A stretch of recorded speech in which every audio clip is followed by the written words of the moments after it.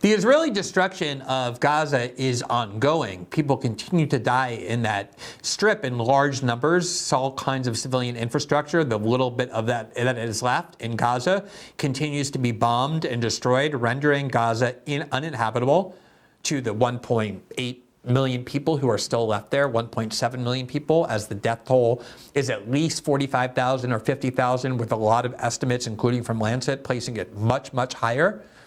And that war has no end in sight. We're about to have the one-year anniversary of October 7th, which is going to entail all sorts of propagandistic justifications that will ensure that that destruction and those civilian deaths continue at least the pace that they've been going, if not at a even more rapid pace. At the same time, Israel has opened up a second front in a war, this one in Lebanon, and they are now treating Beirut almost as if it's Gaza. They are dropping not just a number of bombs in residential areas, but they are dropping 2,000-pound bombs, the kind that they were using in Gaza in densely packed areas. They're exploding and decimating entire residential buildings. And as always, they're excusing it by saying that the terrorists that they're trying to get at are hiding under it or hiding beneath it, and therefore it's justified. Here's a report from the Associated Press on the massive escalation in the bombing of Beirut today. Quote, Israel says it struck Hezbollah's headquarters in a huge explosion that shook Lebanon's capital. Quote, 3 major Israeli TV channels said Hezbollah leader Hassan Nasrallah was the target of the strikes in Beirut's southern suburbs. The unsourced reports could not immediately be confirmed by the AP, and the army declined comment. But given the size and timing of the blast, there were strong indications that a senior leader may have been inside the building struck. Israeli Army spokesman Rear Admiral Daniel Hagari said the strikes targeted the main Hezbollah headquarters located beneath residential buildings. 6 buildings in the Hart Creek neighborhood were reduced to rubble, according to Lebanon's national news agency. 6 residential buildings were reduced to rubble. The blast rattled windows and shook homes some 30 kilometers north of Beirut. Ambulances were seen heading to the scene, sirens wailing. Officials at a nearby hospital said they received at least 10 wounded, 3 critically, including a Syrian child. And that number has gone way, way up since those initial reports. Now, the estimate from the IDF is that at least 300 people have been killed in these blasts. The Lebanese government puts it at 700. If you look at the amount of destruction from these huge bombs that were dropped and the destruction that ensued, you won't have any doubt about the number of dead people being at least in the hundreds. And I would expect that to go higher. Obviously, when there's rubble, there's a lot of difficulty in figuring out how many bodies are buried beneath it. Now, Benjamin Netanyahu went to the United Nations and attempted to justify everything that Israel is doing by depicting everything Israel is doing in Israel itself as nothing more than an attempt to achieve peace in the region. Here's what Netanyahu said. Ladies and gentlemen, Israel has made its choice. We seek to move forward to a bright age of prosperity and peace. Iran and its proxies have also made their choice. They want to move back to a dark age of terror and war. And now I have a question. And I pose that question to you. What choice will you make? Will your nation stand with Israel? Will you stand with democracy and peace? Or will you stand with Iran, a brutal dictatorship that subjugates its own people, exports terrorism across the globe? In this battle between good and evil, there must be no equivocation. When you stand with Israel, you stand for your own values and your own interests. Yes, we're defending ourselves, but we're also defending you against a common enemy that through violence and terror seeks to destroy our way of life. Now that sounds pretty much almost verbatim like the speech that George Bush gave on January 20th of 2001 to the joint session of Congress, speaking about the war on terror that he was about to launch. The problem for Netanyahu is that most of the world has already made their conclusions about what Israel is doing. The vast majority of the world is vehemently opposed to the Israeli devastation of Gaza. They have enacted resolutions against it. They have filed war crimes proceedings against it outside of Western Europe and the United States. Much of the world sees it as an act of unjustified aggression, even a crime against humanity. So Benjamin Netanyahu is talking to a group of nations and governments that already have concluded that far from being the symbol of peace, Israel is the aggressor in that region, engaging in massive death of civilians and innocent people and children at enormous numbers, all in order to justify and continue their subjugation of the people of Palestine, of the West Bank and Gaza, which they intend to turn into Greater Israel, despite the fact that those borders are not recognized by any body in the world. In fact, those bodies say that the West Bank is illegally occupied and Gaza does not belong to Israel. Israel intends to ignore the world, to ignore those recognized boundaries. That is what this war is about, a war of expansion, a war of aggression, a war of conquest, to annex the West Bank and to annex Gaza and to cleanse it of Arabs and Palestinian people.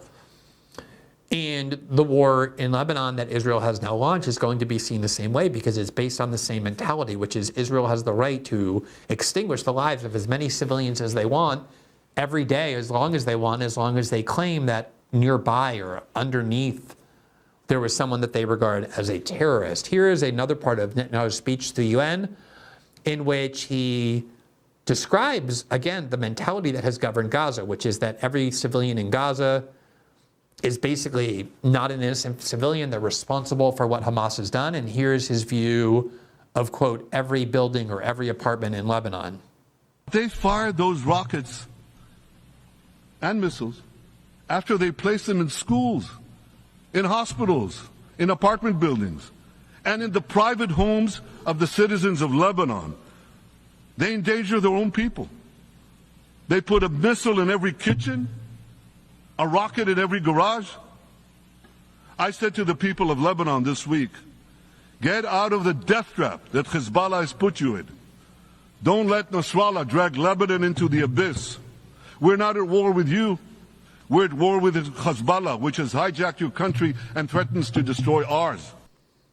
We're not at war with you. We just consider the places that you live to be legitimate military targets because we regard your apartment building and your apartment itself as some sort of base of Hezbollah operations that we can destroy, no matter how many of you we kill, in order to get at one Hezbollah person. We can blow up wireless devices at supermarkets and at malls and kill children and innocent people in order to injure people that we regard as terrorists, which is what Israel has been doing over the past week. Now, one of the most bizarre, one of the strangest aspects of the U.S.-Israel dynamic is that Israel is treated in some sense like a puppet state. The U.S. funds its military. The U.S. provides it with all the weapons it needs and wants to destroy all these locations. The U.S. sacrifices its own standing in the world. It isolates itself at the UN to shield Israel diplomatically. Israel is completely dependent on the United States for all of its military actions, for all of these wars. So you would think the United States, as is true of most countries that finance other countries, as is true of most people who finance other people, would have the dominant voice in that relationship, and yet the exact opposite is true. The Biden administration knew that if this war in Gaza were ongoing into the election, it could really harm their chances to win and beat Donald Trump. They were doing everything possible to facilitate a ceasefire in Gaza, not only because of political reasons, but also because it radically subverts American interests. The world blames the United States equally with Israel for obviously valid reasons.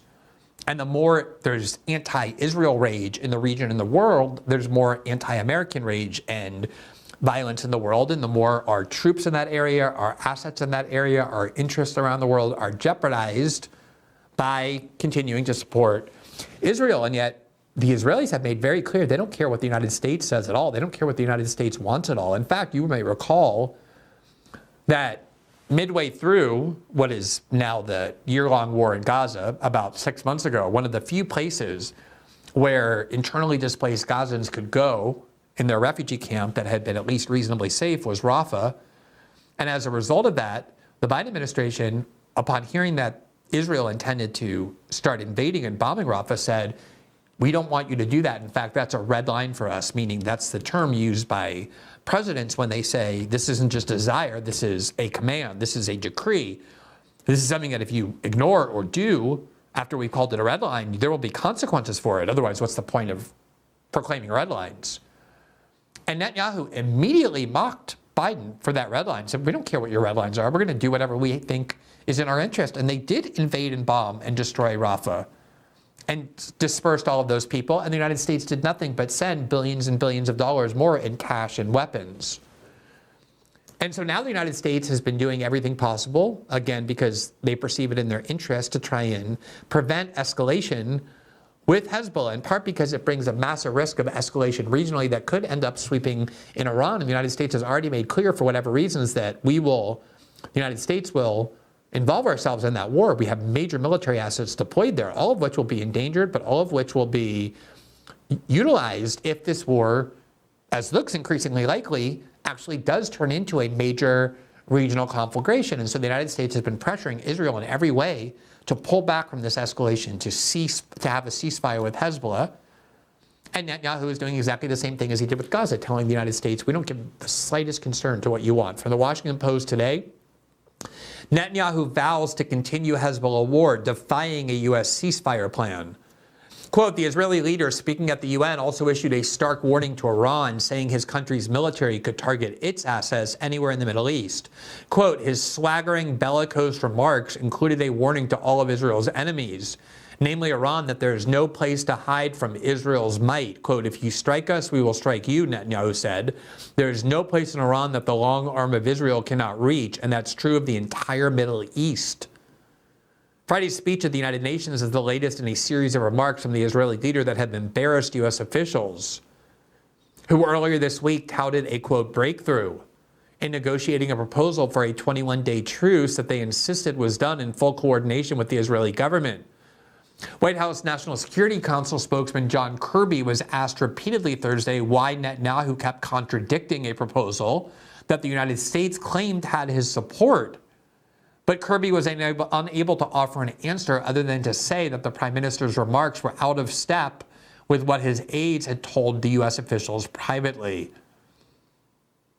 That is an embarrassment to the United States, that they have been publicly announcing that they successfully facilitated a 21-day truce, only for Netanyahu to very publicly ignore that and violate it, and right in the face of the Americans.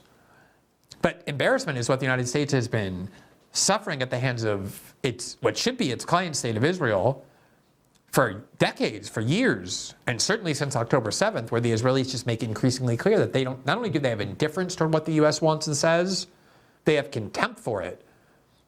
And they also know that the U.S. will just continue, no matter how much the U.S. officials are, quote, embarrassed, to send Israel all the money and all the weapons it wants. In fact, the United States just announced on Tuesday that it was sending $8 billion more in weapons to Ukraine, and on Wednesday it announced the approval of an $8.5 billion package of arms to Israel. So this embarrassment never has any consequences. If anything, the more the Israelis humiliate the United States, the more the United States gives to Israel.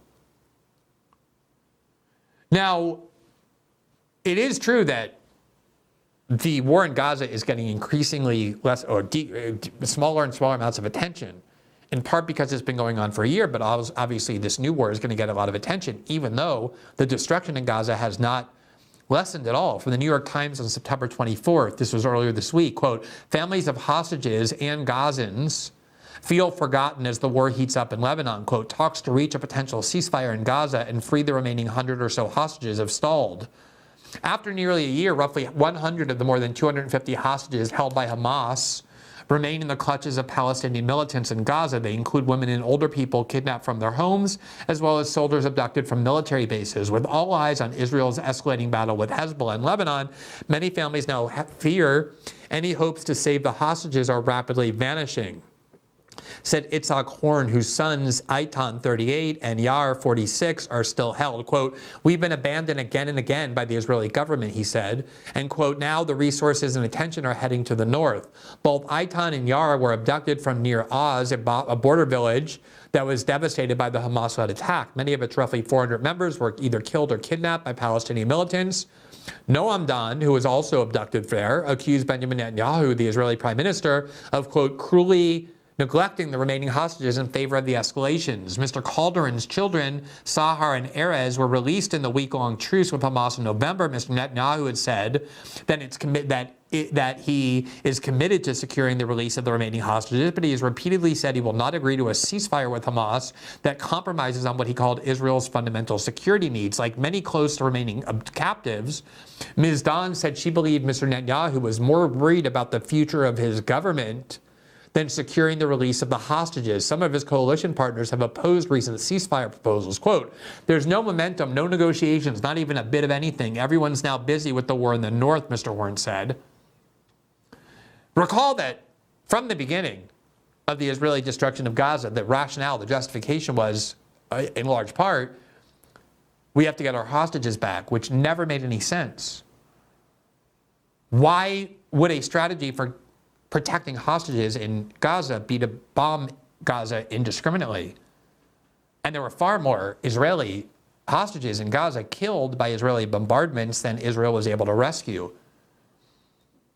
And Israelis who were kidnapped and held hostage in Gaza, when they were released and returned, said that the thing they feared most was not getting killed by Hamas, but was getting killed by Israeli bombardment.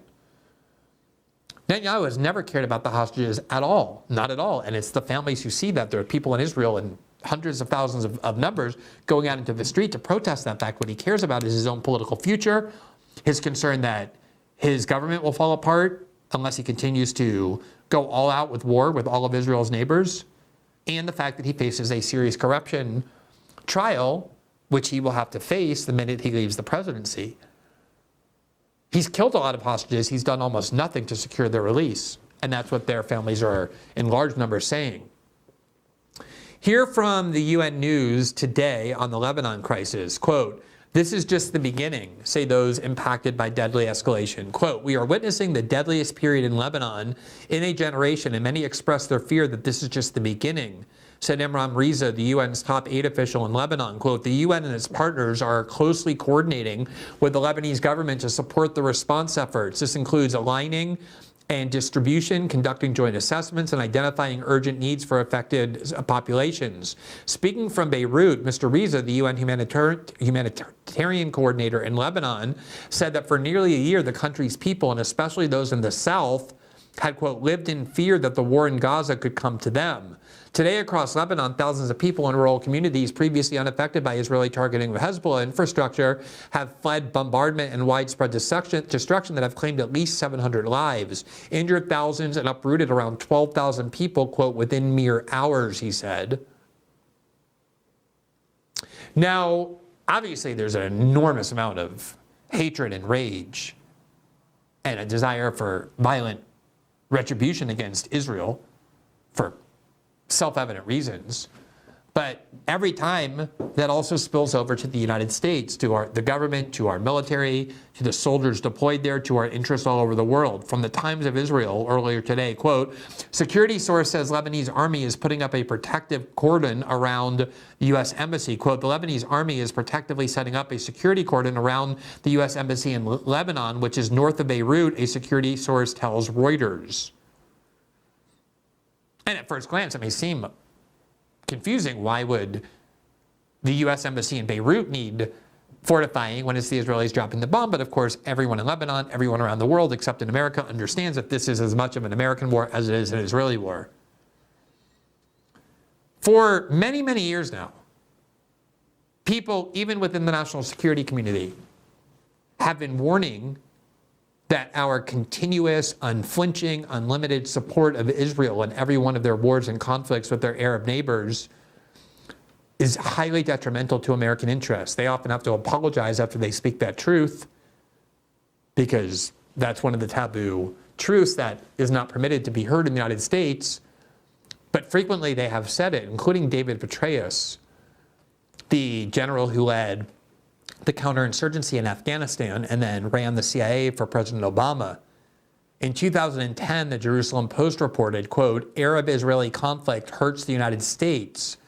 General Petraeus tells Congress that hostility presents challenges to U.S. interests in the Middle East. Quote, U.S. General David Petraeus charged Thursday that the Arab-Israeli conflict hurts America's ability to advance its interests in the Middle East, fomenting anti-American sentiment and limiting American strategic partnerships with Arab governments.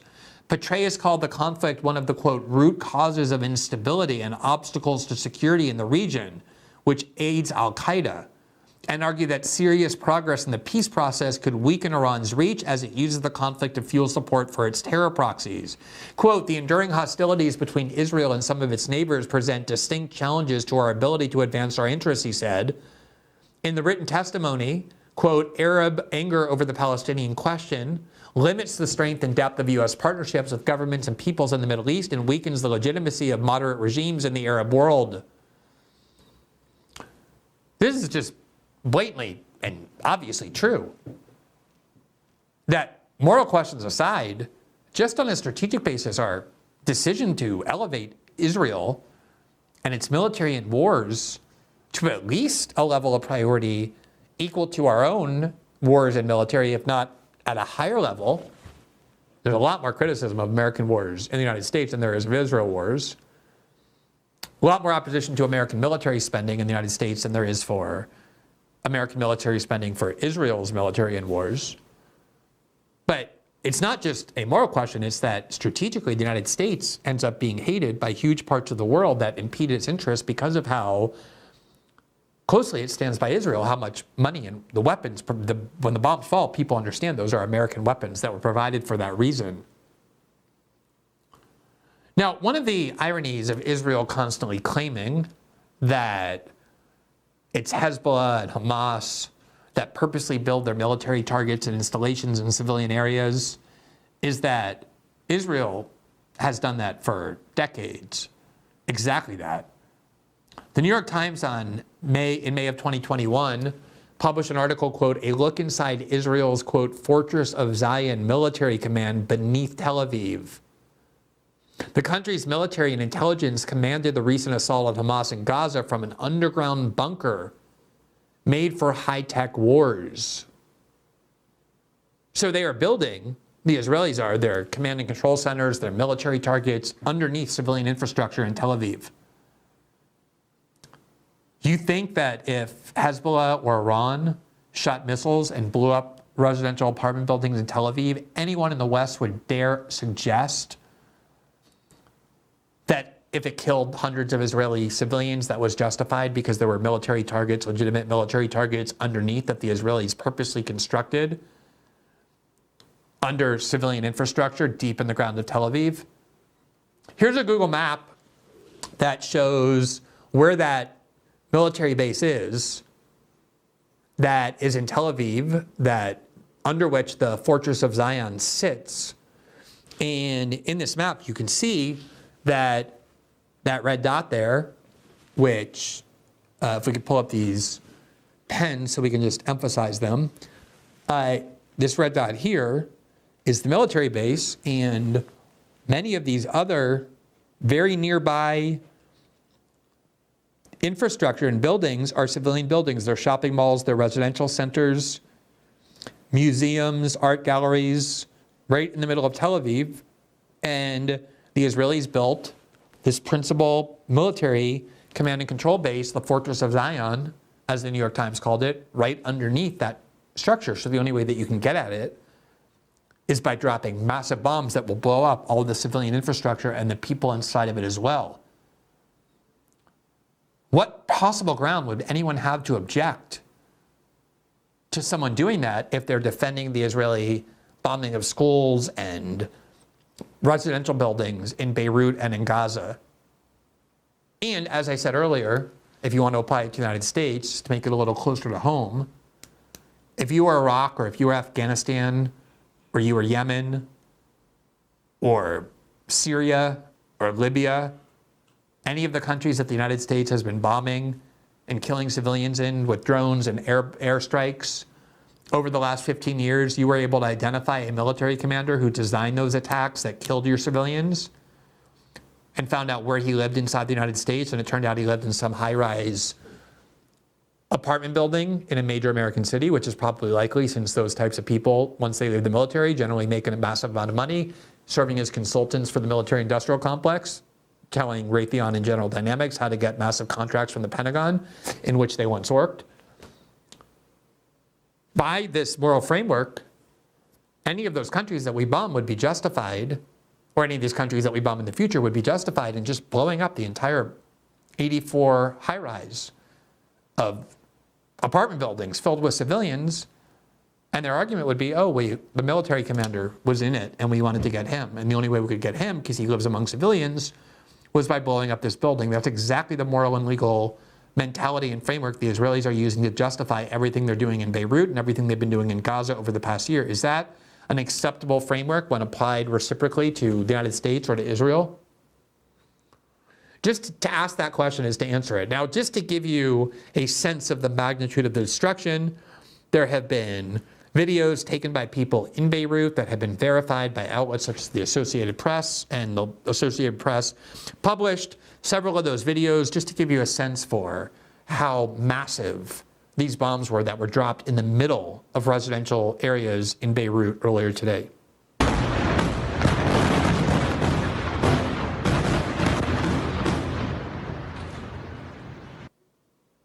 So, as I said, they flattened at least. We don't need to play that on a loop. The bombs that they dropped were huge bombs in a densely packed residential area that flattened at least 6 apartment buildings. And as usual, the Israelis used the justification that they always had. There's reports or speculation.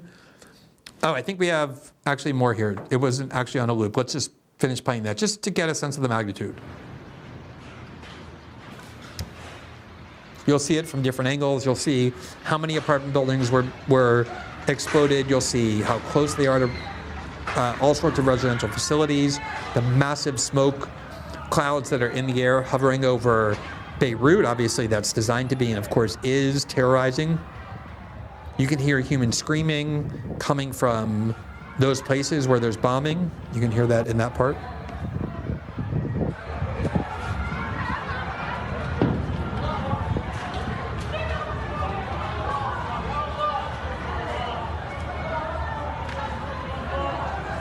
So that's what the country that Benjamin Netanyahu said represents peace and tranquility and stability in the world is doing now to the city of Beirut. Now, as I was saying, the alleged target of these airstrikes was the quote-unquote Hezbollah headquarters, and specifically Hassan Nasrallah, who has been the longtime and very clever leader of Hezbollah. There's some speculation that he might have been there and had been killed. There's other speculation that he was not there. None of that is yet confirmed. But either way, the question continues to be whether there are any limits on what Israel can do. Can it just destroy all of Beirut, kill hundreds of thousands of people, and then just say, well, we had to get rid of Hezbollah and they're integrated into the civilian infrastructure in Beirut? And if that is a moral argument that works for Israel, that justifies Israel killing huge numbers of civilians as they did in Gaza, then by definition, that would have to be a justifying framework that other countries can use against, say, Israel, the United States, or its allies as well. And I think we need to be very careful about what it is that we're endorsing, but also questioning why it is that the United States continues to deliberately sacrifice its own interests, even to the point where it's being deliberately and flagrantly humiliated by Israel in order to stand by Israel, in order to continue to finance its military, in order to continue to give it the bombs that it uses to blow up huge numbers of civilian people. And then if there's an attack on the United States again, like there was on 9/11, we'll all get to run around and say, oh my God, why does anyone hate us? Why would anyone attack us? Why would anyone want to kill us? And we'll hear, oh, they hate us for our freedoms. They hate us for that. And any rational person looking at that would feel the same way. Thanks for watching this clip from System Update, our live show that airs every Monday through Friday at 7 p.m. Eastern, exclusively on Rumble. You can catch the full nightly shows live or view the backlog of episodes for free on our Rumble page. You can also find full episodes the morning after they air across all major podcasting platforms, including Spotify and Apple. All the information you need is linked below. We hope to see you there.